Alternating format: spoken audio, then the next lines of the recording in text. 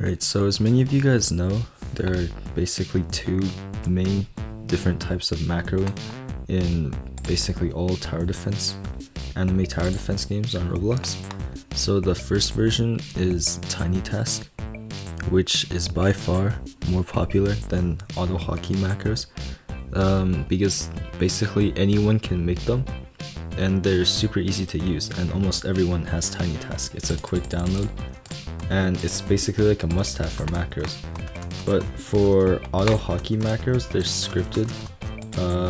They're the ones I made. So let me just show you some here. Oh, I moved all of them to a different folder earlier, so let me just whip one out. Let's look at my trial macro here. So I scripted this whole thing, and obviously not everyone knows how to make Autohotkey macros, so TinyTask macros are way more popular, and there's a lot more YouTubers that make them actually. But with Autohotkey macros, the creators of them, they kind of realized that they should be paid for it, so I actually haven't really found any free Autohotkey macros for All-Star Tower Defense, which is why I started making them.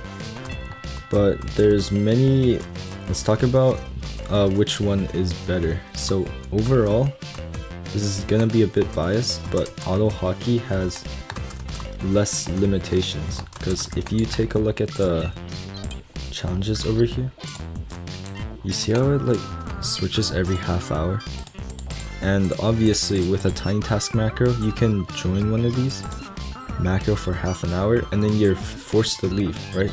So it's not like you can run it overnight. But I actually have a here, let me show you guys.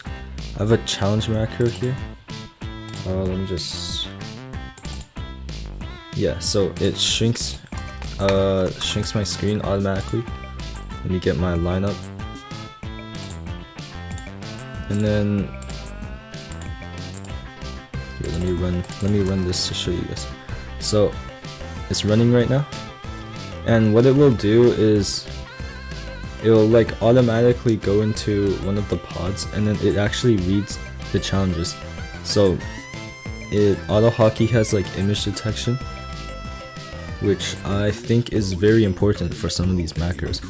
But like I said, yeah, it sees that we can run this challenge, so it just goes in.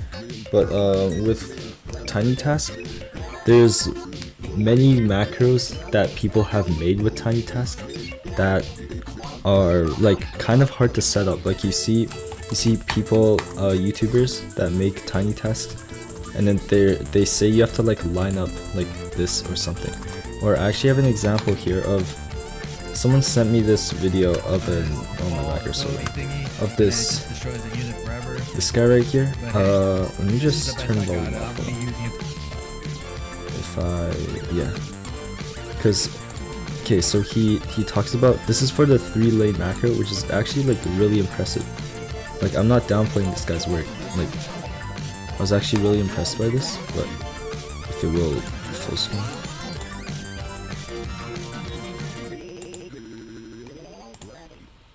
Okay, yeah, if you look, he has to, so in order for TinyTask macro to work on this map, he has to climb, like, basically has to like monkey his way up and then find a specific branch on here. And then once he stands on that branch, then he has to line up his camera up. Here, wait, let's just speed up here. And this is totally fine to macro. Like, I bet that he said he spent hours like replaying it over and over again. But here, let me show you a macro that I made for the same stage. It took me 2 hours. Here, let me get it out. But this version does not need, it doesn't need any camera adjustments. So it's like, it's faster to run.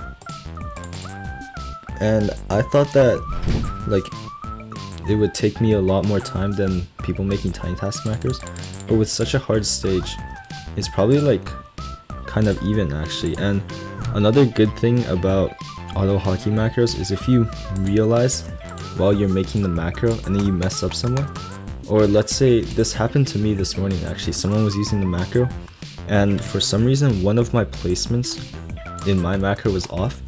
All I had to do was change one line of code and then it worked again. But if you were doing TinyTask macros, you have to completely, You have to completely remake the macro, which in my opinion, it would make me crash out. So I'm glad that I could just change one, look, I said this part was bad and then I switched it and then now it works. So yeah, could run this. Yeah, I'm in now. I click Alt S and now all I have to do is wait. So this is why I really do think that there should be more Autohotkey macro makers that actually make them free like they were for Anime Adventures. But you see channels like Faxi where they aren't free and then they just I don't know, I guess they're just greedy, but all the TinyTask macros are completely free and I really do like the people that make them, because unlike the people who just are trying to get money, they're actually doing this to help the community and also for themselves too.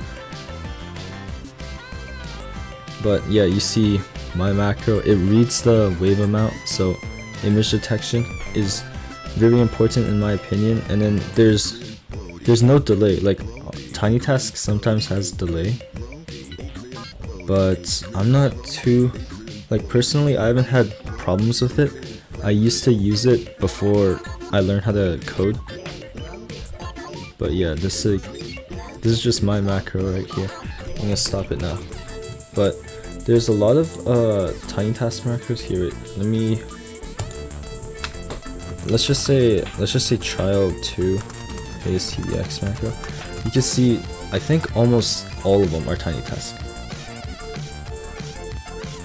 Yeah, you see this one, TinyTask symbol. Oh, I like this guy's videos. Sexy. I'm not too sure how to say that, but he has a lot of Autohotkey macros that he makes, and I did actually use his SDeath one. This is actually really helpful.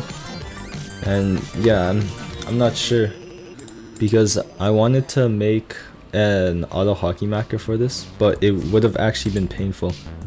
This is why TinyTask is better when creators, it's way easier for them to make a macro than this, because this took me 2 hours, but for a normal stage it probably would have took an hour, where if you recorded it on TinyTask it would have only took 15 minutes. So yeah, but for stuff like challenge macros and probably story mode macros, yeah, challenge macro and story mode macros, you would want to find an Autohotkey macro. I'm currently working on a story mode macro here, but it's very annoying because there's those enemy cutscenes and it moves your camera, but it should be pretty easy still to make. So yeah, that's basically my take on the 2 different macros in the game. In my opinion, I still think Autohotkey is better, but if you're new to macroing, you should definitely use TinyTask macros, because there's way more people that make them and there's a lot more support for it too.